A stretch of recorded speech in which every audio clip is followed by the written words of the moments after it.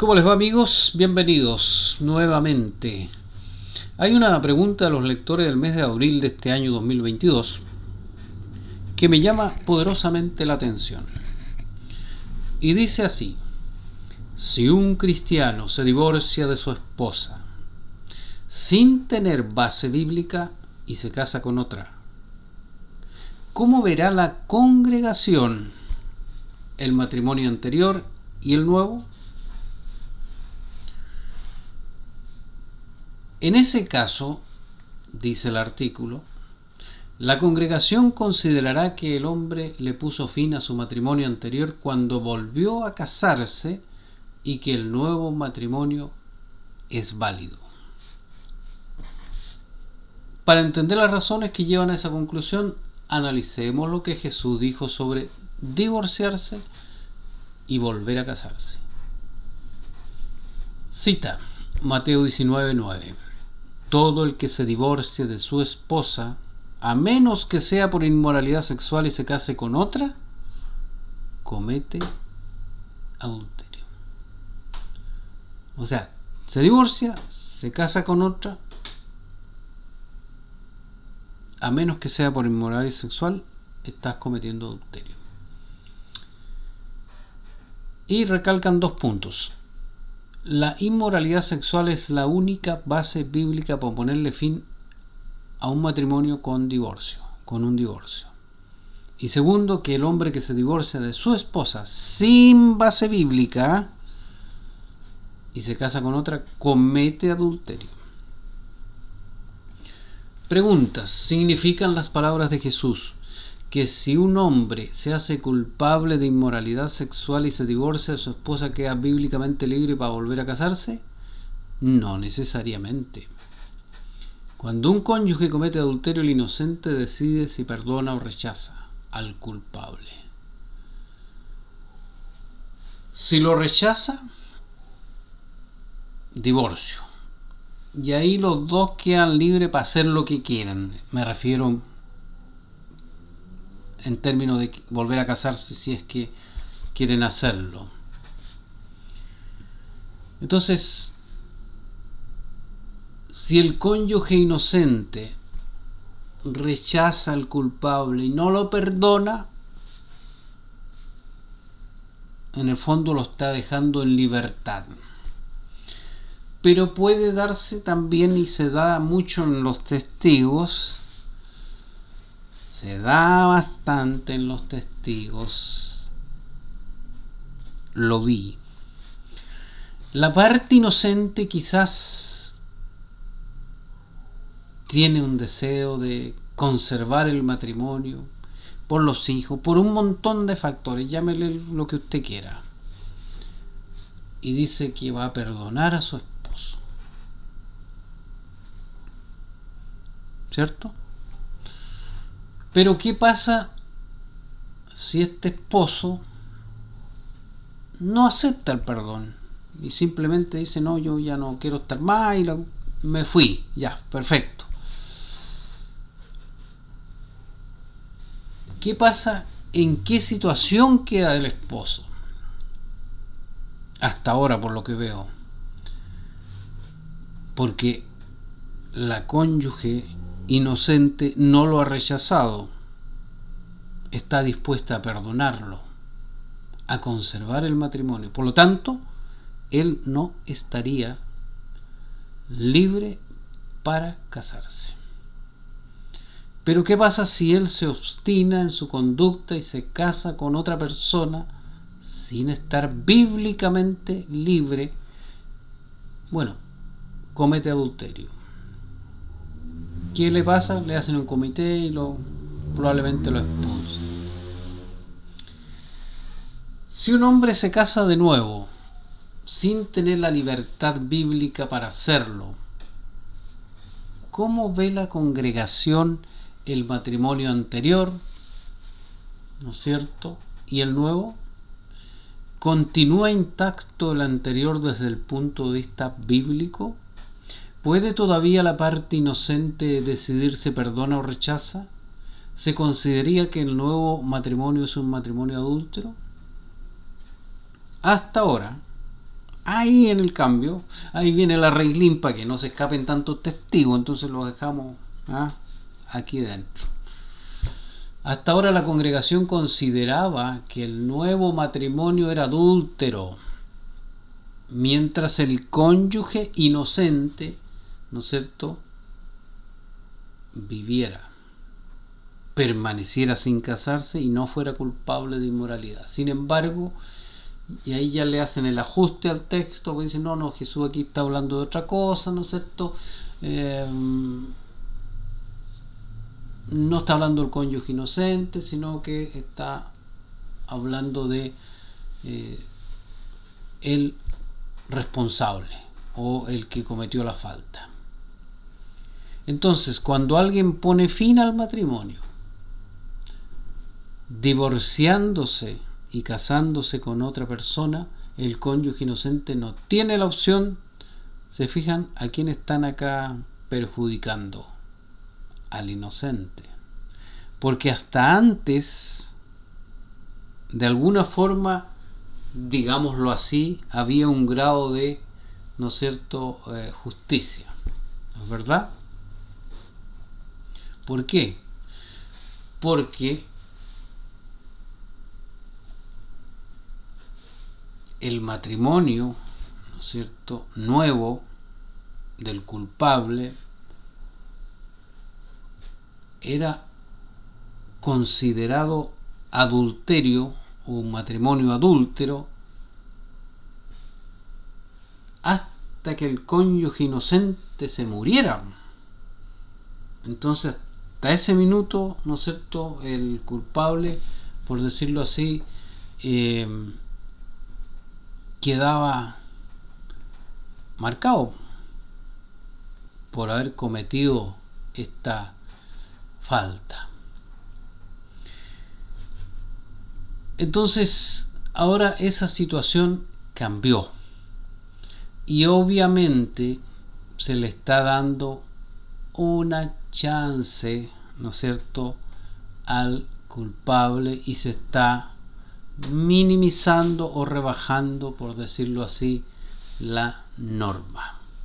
Porque ya ese cónyuge inocente al que se le valoraba por su constancia, servicio a Jehová, lealtad, ahora no. El otro puede hacer lo que quiera, se puede casar, no importa. Da lo mismo. Y esto, créanme, de ir modificando, de ir buscándole, como decimos acá en Chile, el ajuste a las cosas. Porque después dan una explicación un tanto intencionada a justificar lo injustificable.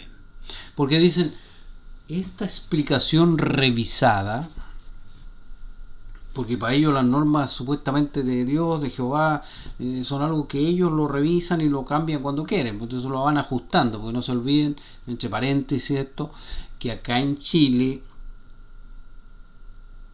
había un tiempo, hasta el año 2005, si no me falla la memoria, porque todavía era anciano, en que existían muchas parejas que convivían, que no estaban casados legalmente, pero que por X razones no podían casarse, porque en Chile tampoco había ley de divorcio en ese tiempo, sino que existía la ley de separación, y que para eso había que mentir, decir que vivías en otro lado, que ya vivías con otra persona, que el otro... Y muchos testigos de Jehová mentían.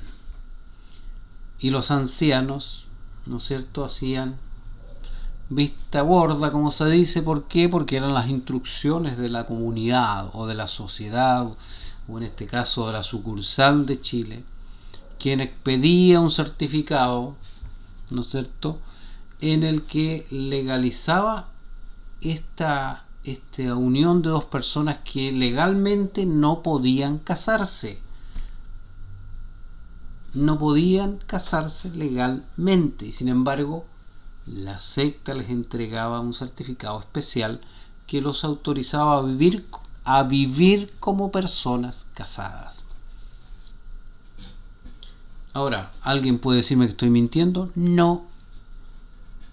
porque yo por ahí tengo guardada la carta. Aparte yo era anciano y vi esos casos, y cuando salió la ley se llamó a todos los que estaban en esa situación a que regularizaran esta situación, porque estaban en una conviviendo, como se dice en Chile. Decía, estaban juntos, pero en realidad legalmente no estaban casados, desde el punto de vista legal, como lo planteaba la secta. Y ahí se apuró, ¿no es cierto?, a muchos, para que se correteó a algunos hermanos testigos para que se casaran, para que regularizaran su matrimonio.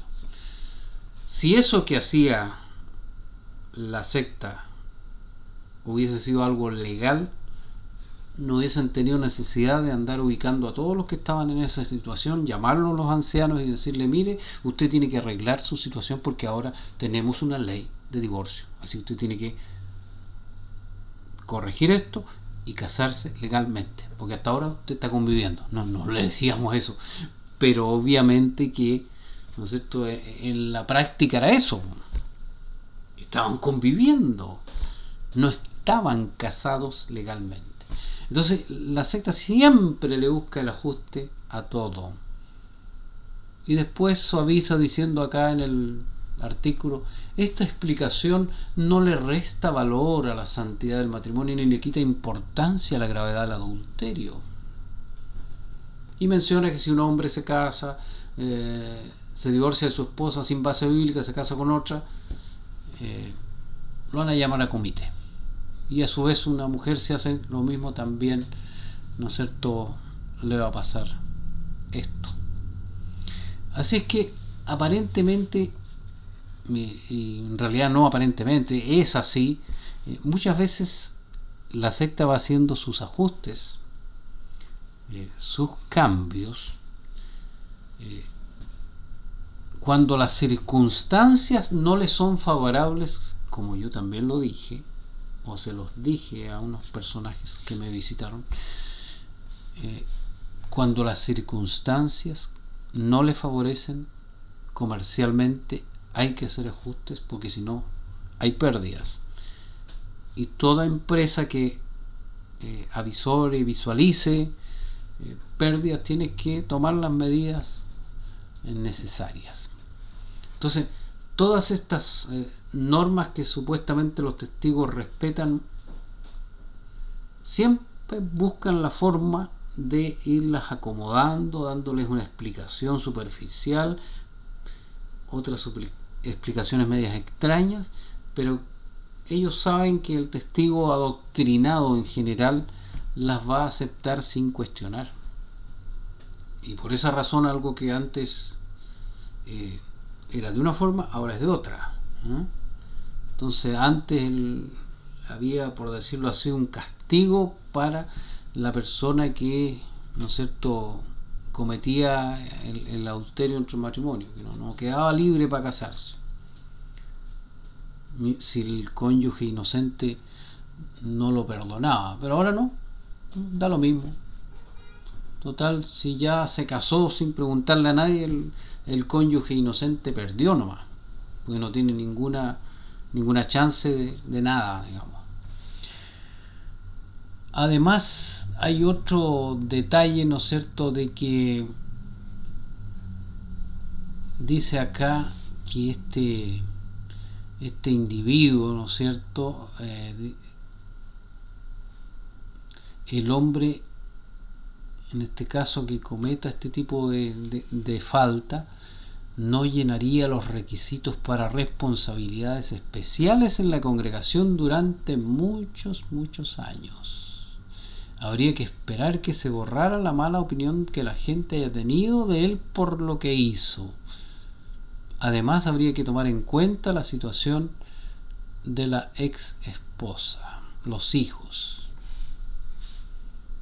No le vamos a dar privilegio. Bueno, a lo mejor se traslada de ciudad y en el otro lado no lo conoce nadie, así que eso pasaba.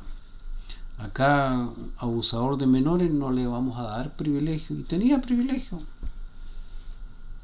Entonces, todas estas son mentiras, son patrañas. Claro, para el testigo que está adoctrinado ve esto y dice, oh, cómo es la organización, cómo es Jehová, pero no entiende el trasfondo de estas cosas.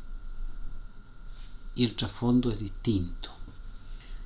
El trasfondo tiene que ver con una organización o una secta que va acomodándose a los tiempos y que lamentablemente para ellos hoy día han visto también una disminución de los adeptos y por lo tanto seguir sosteniendo muchas normas absurdas y restrictivas no es buen negocio.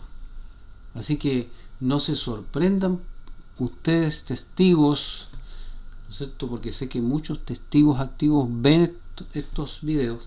No se sorprendan cuando vayan viendo muchos de estos ajustes o cambios que va haciendo la organización, sino pregúntense por qué lo hace, cuál es el trasfondo de ir rebajando las normas que ustedes supuestamente dicen respetar.